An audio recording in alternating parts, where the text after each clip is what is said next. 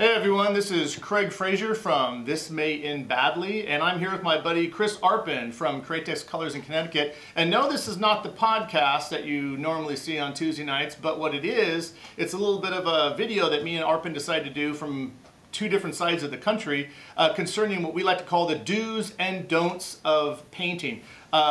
Filming videos recently over in Connecticut, we were talking about certain videos we would make comments on camera about, oh, make sure you always do that, make sure you always do that. And we got to thinking, you know, if you got to go back and look at all these videos and find these little gems of wisdom, I like to call them, you're screwed. Or you have a hell of a lot more time than I do. So we decided to put together this video. So everyone say hi to Chris. Chris, say hi to everybody.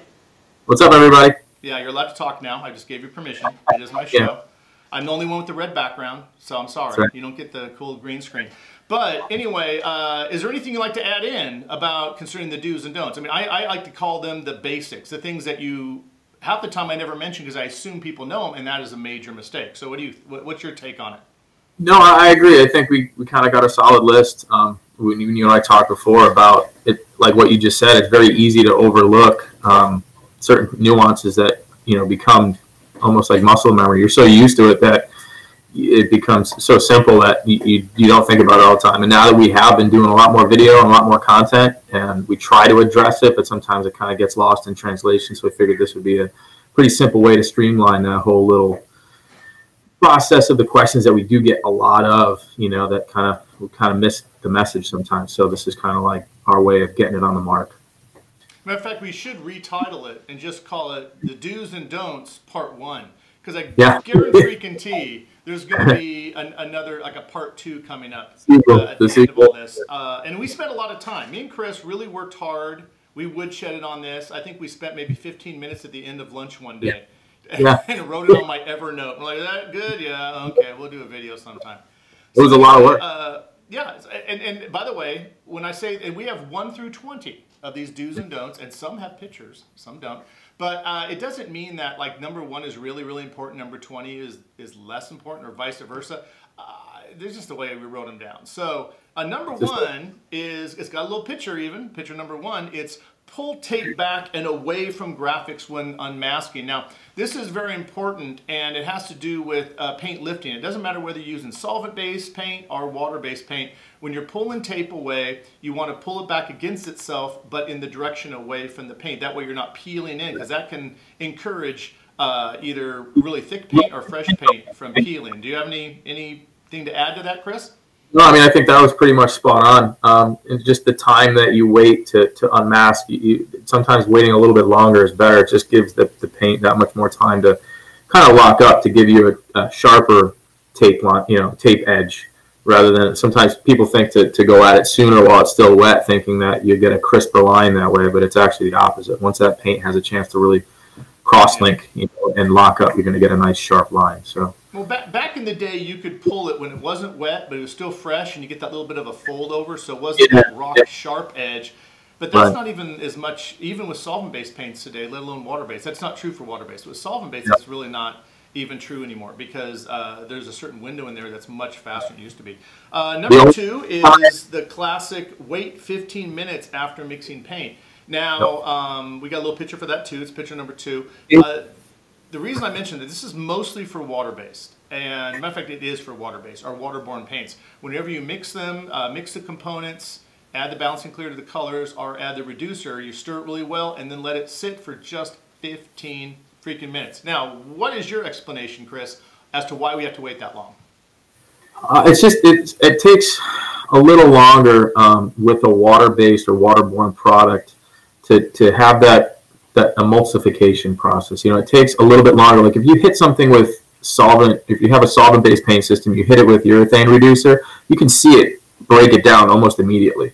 The second you hit it with reducer, even thinner or whatever you'd use to clean, you can see it break down the material that much faster. With water, you almost have to force the reducer into the product a little more, because it's not that it's dissimilar material, but it just doesn't shock the paint. And that's what we're talking about too, is allowing that paint to acclimate. So you want everything to be caustic. We're not dealing with caustic chemicals that react very. They have to take slow. They have to kind of. It's aggressive. I hate the term melt. They're not melting. They're just kind of combining. You just want that mixture to be just completely consistent, and the longer it sits, that 15, it really is. Like you said it in the video when we did the hood, it is a different product when you let it sit. You know, like give it a good mix for at least a minute or 2 minutes, and then let it sit for 15 minutes. Go and wipe your product, your project down, go and tack everything off, get it all ready to go, and then come back. And it's not like you're sitting there watching it for 15 minutes. There's plenty of stuff you can do. Get your gun set up and ready to go, and then come back and grab your paint, and it will be a completely different animal in terms of just getting that everything settled in together. Only just like I said. Any painter that doesn't have 15 minutes, I'm sorry, you're used to waiting 15 minutes between clear coats back in the day. Just whatever you did during those 15 minutes, do it before you start painting. Right. Another thing that's specifically for waterborne and water-based paints is to use air and not heat for drying. And we have a picture number 3 that shows a very cool air blower that you can use. And there's a number of different blower systems, or just leave your booth running.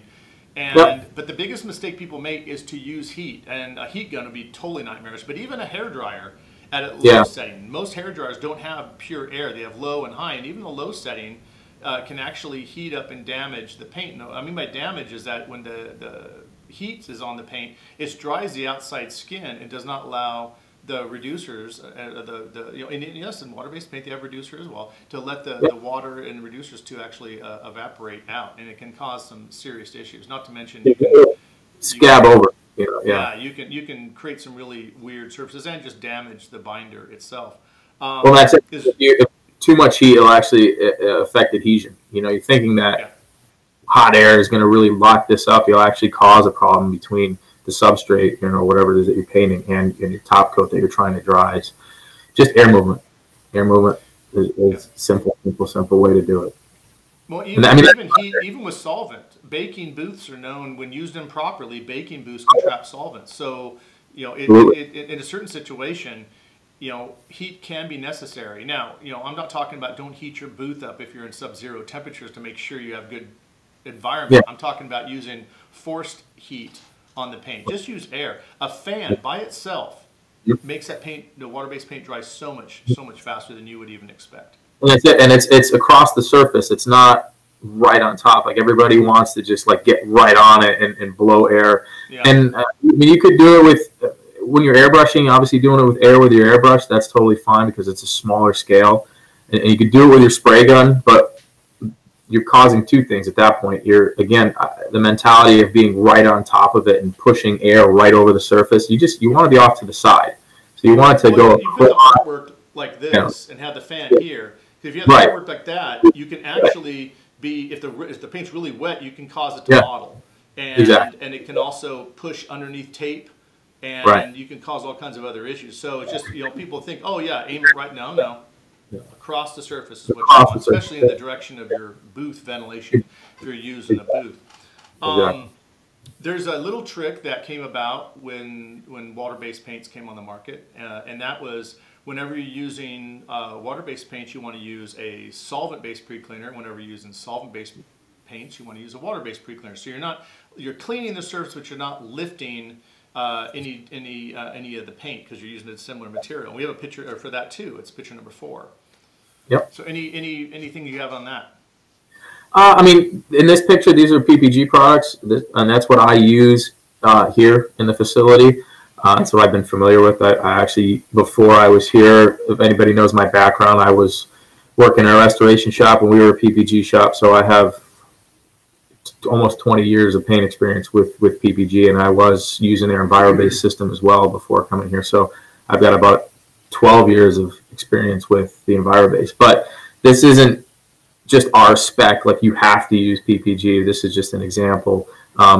Every paint manufacturer has a water-based and a solvent-based pre-cleaner. And I just stress when it goes to the paint process, like you guys can see the SX320 used to be DX320, now it's part of their One Choice line. They just kind of streamlined it. It is the least aggressive solvent that they make. They have a 440, 330, and then the 320. And then when it comes to the water-based, their waterborne cleaner, it is, again, it's a very mild cleaner. And there's no reason, once you're in a booth environment, or in that paint process. It's not like you're trying to remove, like you just did an oil change, you know what I mean? Unless it's really contaminated, or you're worried that maybe there was somebody spraying tire shine or silicone, like something like that. But there's no reason to have a super aggressive solvent cleaner at that point. And at this point, the only time that I'm recommending a water-based, because actually we do have a lot of questions. We had somebody say, hey, I used a water-based pre-cleaner and I sprayed Candy 2.0 and I wiped it down before I cleared it and it smeared it. And that's exactly why we stress using a solvent-based, because essentially that's the same product that you're spraying. It's like spraying reducer back over the waterborne paint. So the only time I would use a water-based is right before you start applying like a sealer or your ground coat color, and then in between clearing. If you're doing a 2-session clear, I prefer a water-based cleaner over freshly sanded clear, just because it's less apt to soak into the clear coat and cause issues down the road as well. Yeah, so staining. I remember I was doing you remember DX330 was my favorite back in the 90s. That was our go-to. Even though we weren't using a lot of PPG products, we loved the DX330 pre-cleaner. And then later on, House Color and Valspar, and I think KC10. I think it's the aerosol. We still actually use that in our shop. Now, does Createx have any plans for actually having a pre-cleaner themselves that you would recommend in the future? We talked about it, and because of the progression of where we are going with certain paint lines and systems, it's definitely not out of the realm of possibilities. I mean, it would be something that we considered strongly, having a cleaning system like that to go along with our paint system. But at the moment, we really like the PPG products, and that's what we're sticking with right now. But yeah, I can imagine Kennedy's just off the camera, just going, "Damn, Fraser wants one more thing for us to make for him." It's like, yeah, that's how I roll. Let's go on to the next one. We don't have a picture for it because it's kind of self-explanatory, but I have been saying this for years. Whenever people have a problem with a product, a problem with an effect, a problem with this, I was like, "Did you do a test panel first?" And they're like, "No." I'm like, there you go. You went directly to the car. Yep. Does that mean that every single time I do something, I use a test panel? No. But the majority of times, if I'm doing something I've never done before, heck yeah, I'm going to do a test panel. For myself, sometimes the client wants to see it. And so it serves a couple of purposes. It's a great example. When you're done, keep the test panel, clear coat it, hang on the wall, and you can point to that example of an effect or a color to another client and say, hey, yeah, we can do that for you without having to make another test panel. I mean, don't just keep wiping down your test panels. The more test panels you make in your shop, the more things you have on the wall, the least you have to make in the future. At the same time, I've had some test panels for certain graphics. I've actually clear coated, striped, made look really pretty, framed, and sold to the client in the long run. So there's no reason not to do test panels, whether you're testing a paint, an effect, or you name it, or just experimenting. Anything to add to that? No, I mean, I think you hit it right in the head. I definitely. It's cheap insurance. It sounds lame to say that, but it really is. And knowing, especially if it's a product that you're not familiar with, you go into a project where, let's say you're doing an entire bike or a car project or something big, and you don't realize how transparent one of these colors are, and you have primer spots on the car, and you don't realize that, like our sparklescent line, it has a tendency to be more candy-like. It's an effect color. And they don't. Part of the reason that they have that effect is because the transparency gives you that depth.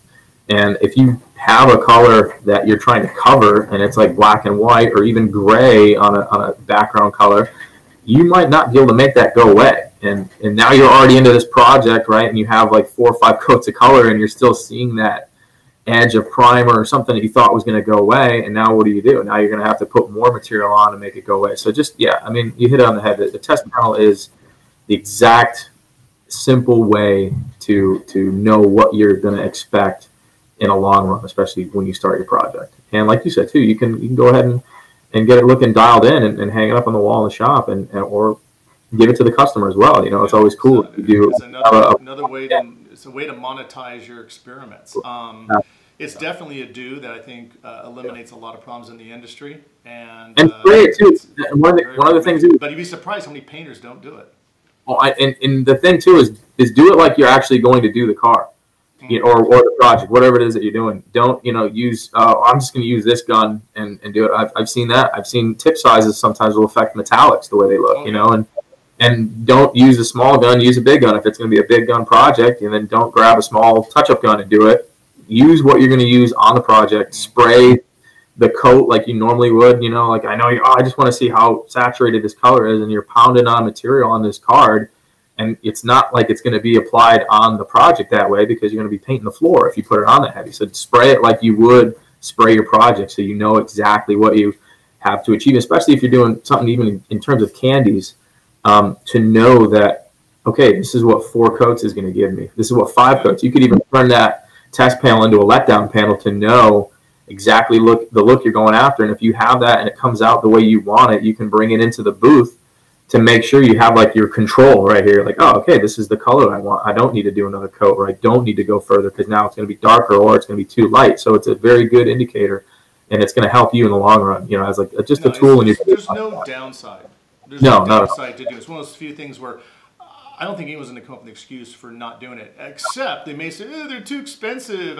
So they're buying these sign blinks online. I was like, okay, go find a local trailer shop in town. Almost every town has a company that makes trailers or does signs for the government even. Yep. They'll have large remnant stacks and a lot of times it'll be like a 10-foot by 1-foot strips of white powder-coated aluminum. And tell them you'll take those off your hand, pay a small fee to get them cut down to maybe 10 by 20 or 10 by 15 or whatever. And then make those be and just grab those. I used to get them all the time. I used to go to sign shops and buy their overproduction or their blem signs and use the backs of the signs as sample. So no excuse on that. Number 6 of the do's and don'ts is to, especially for Createx, always use 4011 reducer. Do not use 4012. If you ever do use 4012, it is just to be cocktailed. 4011 is a primary reducer that we use in all the paint systems throughout Createx. And then we have said you could use deionized or distilled water in a pinch, but 4011 is the way to go. So I can't really say any simpler. We even have a picture of that to show you the products. Picture number 6 shows you the bottles. And 4012, the thing is, it's really a fast reducer. It really starts cooking, and it gets scary sometimes, and especially in hot weather. It can cause some problems in adhesion. 4011 works great all the time. I actually use 4012 for like cleaning sometimes. If I don't have any 4020. 4020 is another product that Createx makes. It's not a reducer. It is a cleaner. It's got acid. It's actually a water-based paint cleaner that has acetone in it. The 4012 does clean better. So I always like pointing that out. I've said it so many times, and people still, I got this bottle of 4012. Like, if it's really, really cold weather, you can spike your 4011 with a little bit of 4012, and it'll speed it up a bit. But we're talking, if it's that cold, you should have a heater on. You should not be painting outside anyway. So, anything to add to that, or is that pretty much close? I mean, it gets pretty simple. I mean, that's in the testing that we've done with our products and everything, the progression of it, we found that the best results are with that 4011 reducers. We do side-by-side testing comparisons, especially with our SSR and our UVLS clears, the top coats. Everything across the board, 4011 gave better results. 4011 gave a cleaner, clear coat, basically, you know, in the long run, and it works extremely better with the candies. I mean, that was one of the first things that we did notice, and that goes back to the tech from a while back. Is 4012 was not good, and you talked about kind of that heat that's generated. It started to cook, and it'll cause the candies to spit or dry up because of that hotness. So yeah, 4011 is cooking too much. Now with number 7 of the do's and don'ts, this one is always been a problem. I always have issues with this, and it's something as simple, you think, as tack rags. You know, how can you screw up a tack rag? It's very easy to screw up a tack rag. If you look at picture number 7, you see the tack rag in a nice little package on the left, and on the right you see one all wadded up. And it's not like, oh, this one's used and no good and this one's new. The thing is that when you get a tack rag, you do not take it right out of the pouch and wipe the surface down with it. The first thing you do is you unfold it, snap it in both directions, and then loosely wad it and set it aside for 15 minutes, another magical 15 minutes. This allows the adhesives inside, some of the gas to gas out on it. If you're just taking that squared off tack rag and rubbing it on the surface, you're doing more damage than good. It's not even using that adhesive to pull up lint. It's actually smearing it like glue on the surface. So this is something that, you know, where the tack rag is designed to make your paint job better, can actually make it worse. So do you agree with me on that, Chris? Absolutely, yeah. I mean, the only other thing in that picture too is just the difference really between the synthetic that was in the package, the Gerson one, and the traditional tack rag. And we've been doing the videos. We have the Gerson rags, which are designed more for waterborne paint systems, but they work across the board. We just use those again because we're water, so we're using that particular product. But yeah, it's super important to do like what you just said in terms of causing more problems than you do just wiping it right off the bat. You're actually making the glue transfer to your project, so it's not good. And always keep a couple of new ones around. You know, don't unwrap them all and let them sit around. Just keep the new ones around so you can get it whatever you need to it. If you ever get solvent or water directly on these tack rags, chuck them.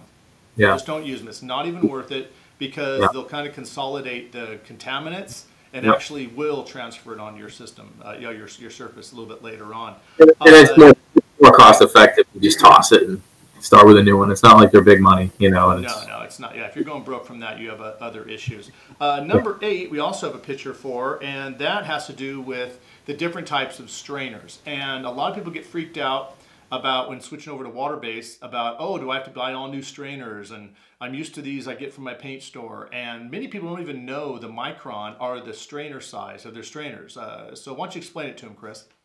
So solvent-based naturally has a larger size for the strainers. Going to waterborne products, it's a little bit smaller. The film build of the water-based paint system is less than a solvent-based paint system. So by nature, you have to have a tighter strainer. With most of the sealers and our pearl colors and our solid colors that are semi-opaques and all that, we're right around a 125 micron, and that's in that picture. And then anything bigger than that, our metallics and our larger pearl flake, like the sparklescent colors, we want about a 190. And that's not far off from the solvent. A lot of the solvent base are right around 200 microns.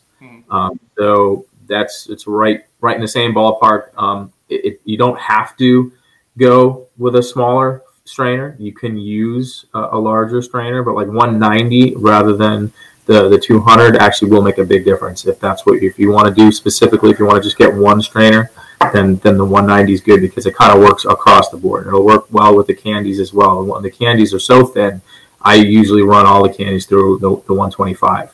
Yeah, now, that with no problem whatsoever. You're not going to have any.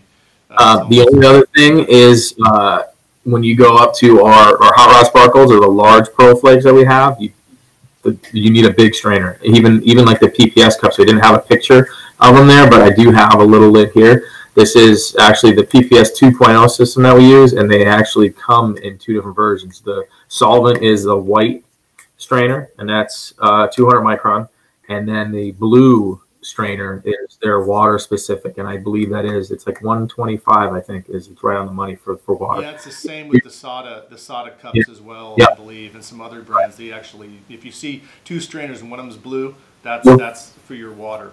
When you spray the hot, pull that right out. Yeah, another common thing that a lot of professional painters don't do is they'll have that one thermostat on the wall that's been there for a million years and it's freaking off by 15 degrees, and or they won't have anything at all. They'll just be going off of their phone app or something. You need to know your humidity, your temperature, and your dew point is the ultimate. If you can know that all. And it's fairly simple. I mean, it doesn't cost a lot to buy. You don't need a big, giant, Snap-on tools thermometer. You can get a little thermometer that costs $5 at Harbor Freight and slap it on the wall of your booth.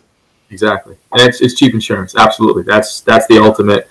You don't want to be painting if you're within 10 points of your humidity and your temperature. So if you're painting and it says 70% humidity and it's 70 degrees, it's gonna take a long time for your paint to dry. So anytime you're within a range of 10 between your temp and your humidity, that's actually a bad scenario. So it's, again, cheap insurance in terms of. But if you walk in your booth and it's not optimum, don't just like, oh, gotta go home, can't work today. Turn the booth on.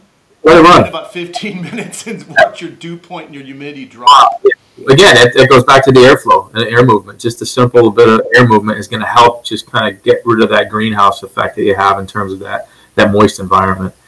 So, makes a Now, big this difference. is something I'm guilty of because I love mixing in my brush. I don't do the black flushing, but I'll do like the pour the, and I just give it a little shake. But if I'm doing, that's not when I'm doing a whole car. When I'm doing, you know, I won't mix in a spray gun. You know, I'll mix in a cup. But we always try and recommend people to mix in the cups, or even if it's not, you know, there's very small cups you can get for measuring, especially nowadays when you're combining your colors with your binder and your reducer. You want to stay pretty accurate to the ratios. You know, you always were supposed to, but some of the old paint systems in the past were very forgiving. And now with custom painting, you're really kind of pushing the envelope. And this isn't just water-based, it's any kind of custom painting. You're really pushing the envelopes and the materials. And the mixing cups not only give you an area to make sure it's stirred in well, without, you know, because shaking can also aerate the paint, which is bad. You know, especially putting in a bottle and just shaking the bottle a lot. You can aerate, if you got a lot of air in that, you're foaming the paint out. You know, it's a bad cocktail. It's not a martini. You know. So I'm guilty of doing that in my airbrush, but I'm also mixing very small amounts of candies and things for murals in my airbrush. Not that big a deal. I wouldn't take and make a big bottle of clear and just, you know, give the whole cocktail mix going on there. Any other comments you have on that? Same thing. I mean, you hit it around the head. The only other thing too is really just that consistency too. If you're doing a project over a longer period of time and you want to be exacting in terms of what your ratio. Picture number 11 actually shows mixing cups. So some people out there would be not sure about the mixing cups. You can get them anywhere. You can get them at Home Depot. You can get them any of your paint supply places. They have little bitty cool ones I use for pinstriping. No, it's picture. Oh yeah, picture number 10. My bad. Sorry. They have little bitty mixing cups like the ones you put pills in. The doctors, you can buy those. Those are salt proof. They get small gradations, not just in ounces, but also in milliliters. They have them down in milliliters. I mean, you can get them on Amazon. I think you can get like 100 for like $6. You know, stacked. And those are the absolute best for pinstriping. And after mixing up small little paints, you know, if I'm just doing a small mural, I do not need to make, you know, a quart of paint. I just make a little sucker right there. But also, I mix up small amounts of clear. Like I'm doing a golf club or something, and I've just got to mix up enough clear to do a golf club. I'll mix it up in one of those little cups and put it in my airbrush and clear the golf club with that, which is, you shouldn't do that. I'm like, it's a gun. It's just a very small, you know, spray gun. Number 11, kind of, I made a comment about back flushing. You really shouldn't back flush your airbrush or your spray gun unless you're in the middle of cleaning it. And if you're in between colors and you're back flushing to clear it, you could be breaking loose a whole lot of crap inside your gun. And another reason not, you know, unless you want to tear your gun down, in which case I use combinations of 90 proof alcohol and or 90% alcohol, and I use lacquer thinner to really clean my gun out good when I'm tearing it all the way down. That's airbrush as well as spray guns. If you're in between colors, don't be throwing a lot of caustic chemicals or back flushing, because you can break stuff loose and actually cause more paint contamination.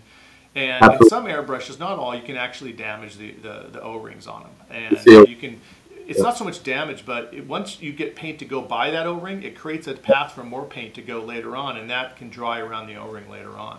Do you agree? Absolutely. Yeah, it'll accelerate the breakdown of all those parts, and you know, it's just not a good thing. Not a good thing. Plus, it can be dangerous. I mean, dangerous why is Dave was back fleshing this. Dave Monning is going to be pissed I told the story. He was back fleshing I believe it was a VL or it might have been a Thayer Chandler, and he didn't have the air cap on it. And he normally just smacks his hand against it when he back fleshes it, and the needle went into his hand and he hit the air. And it literally Popeyed his arm. The skin around his arm. And hilarity ensued. He didn't lose his arm. He's still with us today. But we can use that to explain a lot of Dave Monning. So anyway, don't backflesh. It can turn your arm into Popeye. I thought you'd think of that one, did you? Another thing we have is, and we got a picture for number 12, is always have a repair kit. And I don't care what you're doing in any industry. If you're using a tool, there should be a repair kit for that tool. And there's a lot of great kits out there. A lot of people make their own kits out of all that, but you know, not just when you're traveling, but have it nearby you, because the downtime is what kills you more than anything else. And Nest Iwata has a great airbrush repair kit with a lot of tools in there that you really need for specifically not just Iwata airbrushes, but for any brand airbrush. So, and then the picture in there is, this is actually your kit from your over at Createx in Connecticut. It's your kit, and I see that the bottom one's is got some Iwata components, but you got some other stuff going on there that's also just your own personal kit.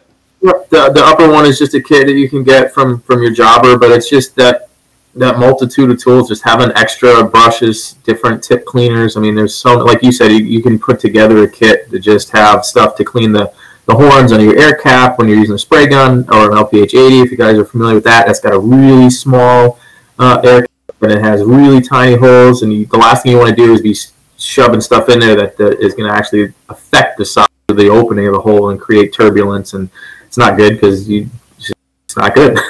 Yeah, there's a number of companies out there. I mean, every jobber out there will have their version of a kit. I know that you can get the Iwata airbrush kit from Coast Airbrush and a number of other suppliers out there. It's just something great to have. I highly recommend. Now, for sure. Concerning, I used to have friends me telling you not to shake up your airbrush or shake the paints. There are times you're supposed to shake the paints. A good example would be Createx has little marbles you put inside their bottles.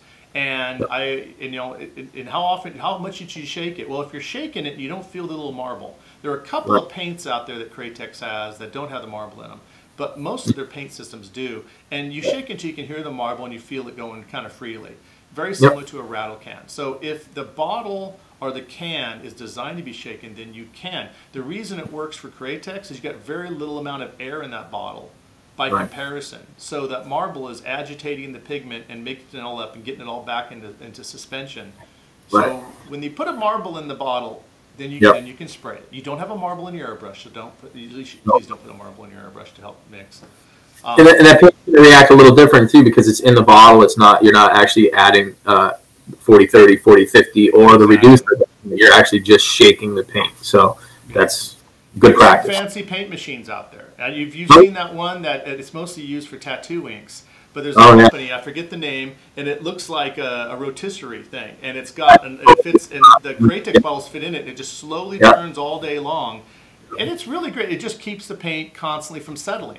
And you can grab, and the funny thing is, I guarantee any artist that uses that will grab the bottle and shake it. I'm like, shake it anyway. You just spent $350 on that paint mixer, and you're still, you got to get that little shake on the hand, you got to do that. Yeah. Number 14 is subjective. Some people think it's overkill. A lot of times will throw paints out automatically when I'm done using them, or I have small bottles I do mixes in. If I'm making small bottles, I don't keep them very long. But if you're mixing your paint up, I always tell people just to have I always have Sharpies lying around. Mark that, put the date you made it, and any comments on reproducing that color you need to put on there, or maybe even the name of the job, or even the invoice number, or the job or work order number, so you can keep track of it.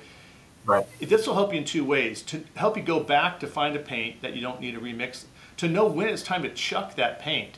The longest I keep anything that's mixed, when I see mix, I mean, I can mix two colors of Createx together. It doesn't make a difference. As soon as I add reducer, it's a ticking, I'm not saying time bomb, but it's a ticking machine. Because it is going to start breaking down over time. Same thing with any of your solvent-based paints. You never want to pour back in the can because that solvent is reactionary. It will continue eating and working on the paint slowly but surely.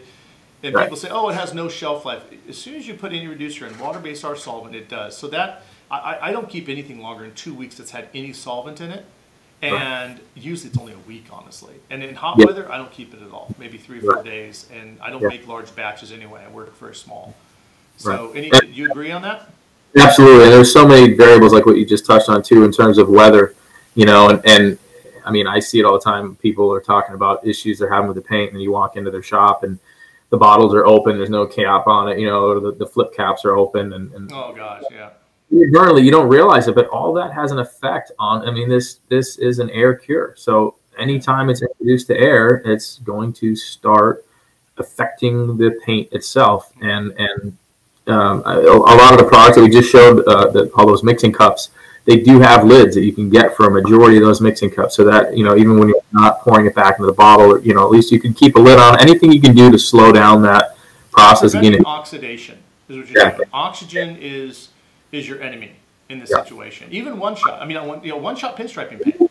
I remember an old pinstriper telling me, he goes, you want to know a trick to keep that skin from forming on your paint? And I was like, yeah, sure. He goes, yeah, take a drag of your cigarette, make sure it's an unfiltered Camel. And he's like, and he shuts the lid. And I'm like, I'm pretty sure that's the carbon dioxide you're putting in there that's displacing oxygen and not the cigarette. I think you need to smoke. Anyway, it was a good idea. CO2 does help. It does displace it. And guess what? It won't skin over. And you don't need to deal with the fact that you now got a bunch of unfiltered camel smoke and cigarette chunks in your paint. But it is a concept. You're preventing oxidation. Now, another trick is, if you're storing your paint, do not store 3 ounces of paint in a freaking gallon can, because what you're really storing is a lot of oxygen with a little bit of paint, and that paint's going to be just dry as a bone. Right. Always mix down. If you got a half quart, start putting that in smaller containers. You want to displace the oxygen as little as possible. And you don't need to just, with your Camel cigarette, whenever you're closing the lids on your paint. You want to displace as much oxygen as possible. Oxygen is your friend to keep you alive. It's your paint's enemy. So, and the thing too on that too, I mean, we'll go back to the PPS cups there. These are the lids. They come with plugs, right? And the biggest thing, if you're going to use these, and again, like I talked about, you go into shops and you see them just sitting on the bench like this. If you put that plug in and keep it upside down, it's going to keep paint wet in that filter. Yeah, it doesn't give an area for it to dry. If the filter dries, you're screwed. It's not a filter anymore. It's a lid. Yep. It's a lid. And now you have a paperweight. So yeah. Yeah, exactly. I've got a lot of paperweights. They're called old airbrushes I didn't clean in time. Now, number 15 is one that, going back to the solvent-based days, I would tell people, and it's give your paint an hour before you mask on it. So this isn't a water-based, waterborne, or solvent issue. This is a paint issue. If you love your paint job, you're really concerned about it. Tape is designed to stick, and paint is designed to stick. The difference is the tape is ready to stick right away. Paint is still adhering right after you spray it. Even after it's dry, it's like, oh, it's dry to the touch. I can mask on it now. You may be able to mask on it. It may not be a good idea. Give it a freaking hour. I guarantee there's something else you can do for an hour before masking on it. If you absolutely, let's say, if you absolutely positively have to mask on something, at least dull it. Get that tape and dull it on your shirt. You see that in videos. Be really, really careful, and don't cry and be a little baby when you lift the paint anyway. So, I can't really say it enough when people show me tape tracking and lift all this kind of, I'm like, yeah, you didn't wait. Well, I didn't have time. I go, but you have time to fix it now, right? Right? You have time to go back and respray it. I assume, or you'd like to. Right. So, I mean, being sarcastic, but it's the truth. Yeah, it's not 100% true. Yeah. A few minutes saved, now save you hours later on. Yeah. And I can tell you, I've seen custom painters that were amazing painters, the most creative people I've ever met, using the best materials on the best vehicles. But because they weren't good time managers and they didn't take precautions, put themselves out of business. All by themselves, just by losing days and weeks because of redos. Now, this is another thing that this is a caveat to all the people in the 90s from the t-shirt industry, that the Mr. Helpers that wanted to show us the best reducers to use in water-based paints. And I remember there's people out there saying, hey, you can use Windex, oh, you can use Fantastic, you can use this, you can, there's always going to be a MacGyver out there that's going to come up with, this works best. Now, can you make your own reducer? Sure you can. Should you make your own reducer? I don't know. Time-wise, cost-wise, it may not be beneficial. But stay away from cleaners. You say, well, but Fantastic and Windex work great to reduce down, Createx and some other water-based paints. Yes, it does, but it didn't. It's not because it's Createx or Fantastic or any of these other. The ammonia is not the good thing. What it is the small amount of polyglycol alcohol and deionized water that's in there that's actually helping it. Not all these other cleaners, our colorants, our perfumes are definitely not the ammonia. As a matter of fact, if you don't even use Windex to clean your airbrush. You shouldn't use Windex to even clean anything on your car that has chrome. Windex is ammonia, and even ammonia D, which will strip the chromium off of chrome. If it can take chrome and destroy it, what's it going to do to your paint? Let's say you have chromium yellow. Not anymore. It's going to be discolored and stained from using Windex. So that's my spiel. Use the right reducer for the right job, and you will never see a paint company out there that sends you a package of paints and a bottle of Fantastic. So, any other thing you want to add to that? That's pretty much it. Yeah, that's one of my nitpicks. I get kind of like, it's like chalk nails. I actually don't mind chalk. I was the kid that did chalk nails on the chalkboard. When I see somebody using that Windex, I'm like, no. And you see it all the time. People, using that for like a a cleaner, even a pre-clean, and it's just you can buy empty squeak bottle if it's the squirt bottle that you love. Then put your reducer in a squirt bottle and call it a day. You know, just please. So many extra things in there that don't need to be, that are going to affect adhesion, and that's really what it boils down to. There's so many additives in there that it's just not. It's not good. Not good. Now another thing, I've got a whole bunch of. Matter of fact, for really good cleaning, I don't use it for reducing, but for really good cleaning, if you're one of those Windex guys, try getting some 90 proof or 90% alcohol. You can buy it at your local pharmacy, and you have those squirt bottles. Yeah, matter of fact, like CVS or Rite Aid has like 2 squirt bottles for $5. It's a killer, and it's 90 proof. It's 90%, not 70, and that is great cleaner. Do not use that in your paint. It just it hyper dries it, but it's a great cleaner. It will, yeah, it is. Another thing that I guess I put all my real bad nitpicks at the end. Leaving tape on, and I'm guilty of this just because I'm clumsy, but don't leave your tape laying on the ground or any dirty surface. Now, I'm not anal retentive. I don't take my tape when I'm done, I put it in a Ziploc bag and hang it back. No, I'm not like that. I probably should be, but I'm not. Reason being is that tape, when it lays on the ground, can pick up dirt. And then that dirt and hairs, cat hair in my situation, and any lint is now going to be transferred to your paint job. A lot of times when you see a paint job that all of a sudden has a hair in it, that hair was stuck to the tape already, not from you laying it out, but it was already on the tape when you were laying it and you couldn't feel it. And if you look at tape, especially if it's summertime and it's hot, one side will get really, really sticky.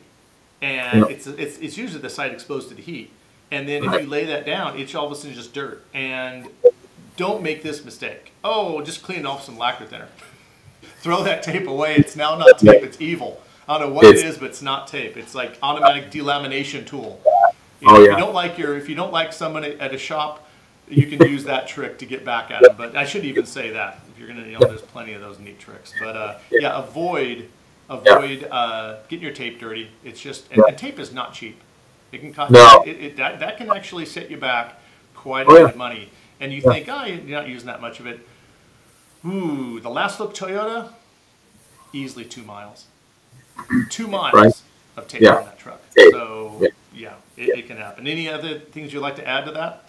No, that's pretty much the same. The other thing too is just be mindful if you're laying something out and the car happens to be in sunlight. And I've seen guys do this too, where they have sanded clear and they just walk away from it, and there's a roll of tape somewhere on the hood, a fender, a roof, even, and you walk away from it, and now, like what you just talked about in terms of being in the sun, you're getting a little bit of adhesive transfer because that glue is going to get soft, and it's going to go into that clear coat, and you might not see it. You pull it off, you get everything done, and all of a sudden the car's cleared. Now you start seeing all these funny blemishes all over the place.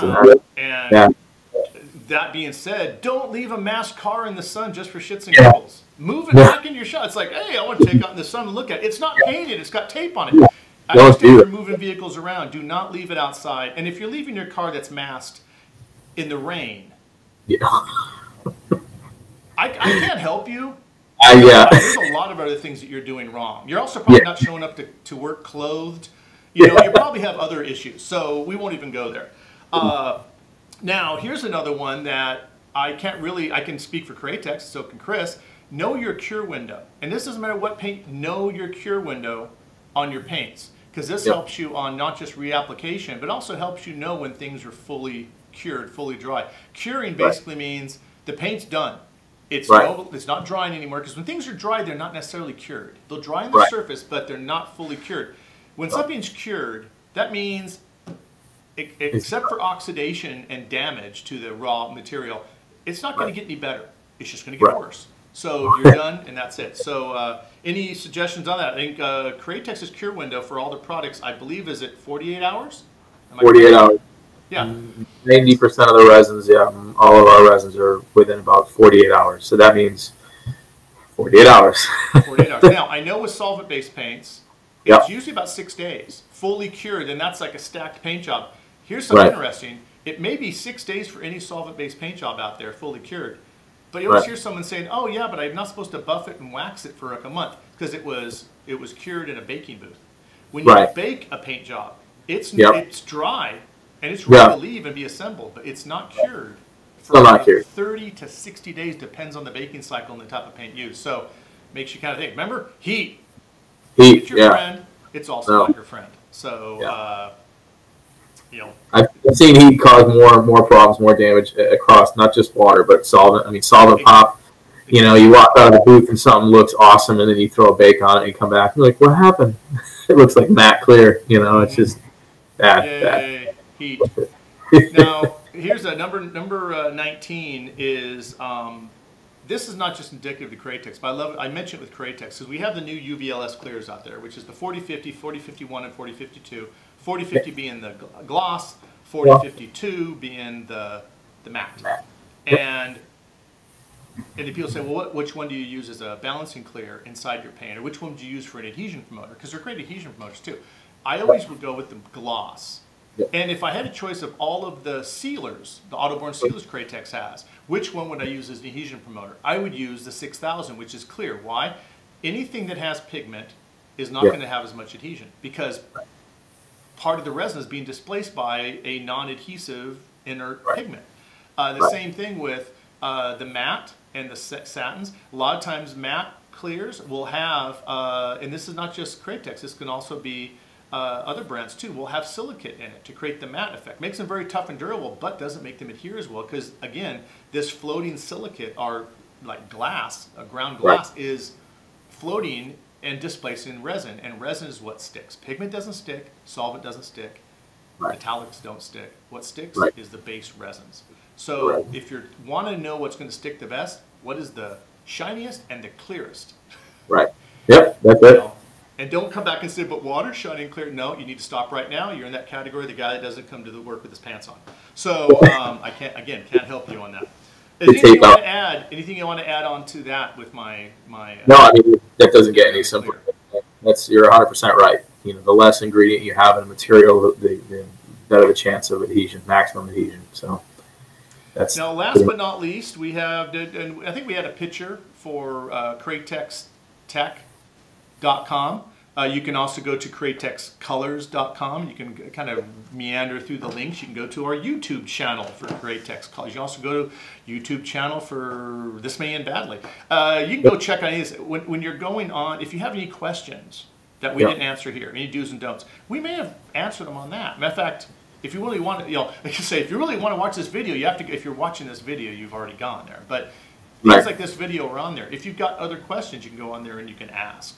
So when people say, oh, I talked to this guy and I talked to that guy, did you go to Createx Tech? And they're like, no. I go, that should be the first place you go to. And if you can't find it, then you start screaming.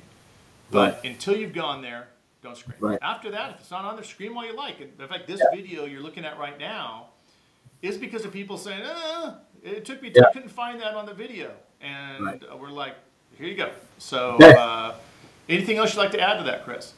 No, I think that's good. I think we that's pretty simple, I think, in terms of what we're talking about. And the end-all, be-all would be our tech page. And we could find most of the information that's out there. Again, like you said, you get it from different people. We want you to go to us. You know, that's our... And the cool thing is, it's not like, we're not like Amazon where there's like a billion gazillion people out there and you're going to get like, you know, Bubba answering the tech lines who normally sweeps out in front with a crash helmet on his head. No, you're calling Createx, you're going to get Chris, who, in all honesty, sometimes wears his helmet when he's out sweeping in the front. But that's because, you know, the law in Connecticut makes him wear it whenever he's outside. But, and when you're calling my shop, you know, I wear a helmet all the time. We're the ones answering the questions. So if you want to blame the tech, pretty much, us guys here, it's like, I don't like the tech on your website. Well, if it's not me and it's not Chris, it's Craig Kennedy. So you can turn around and just say it's one of the Craigs or it's the other C guy. It's lowercase c Chris. So it's the guy, if you're going to blame anyone at Createx, it's the guy with the hair or the guy without the hair. You can also specify it that way. So I think we've about covered it. I think this is a great little video for the do's and don'ts, part one. And then eventually we'll have part deux. It'll be spelled more like part duh. You know, like duh. You know, so I can't really think of anything else except from Craig Fraser here at the beautiful Hectic Film Studios in downtown Bakersfield and Chris Arpin at the Createx Colors in Connecticut. I think we will see you guys next time. What do you say, Chris? I think so. Take care, guys. Later.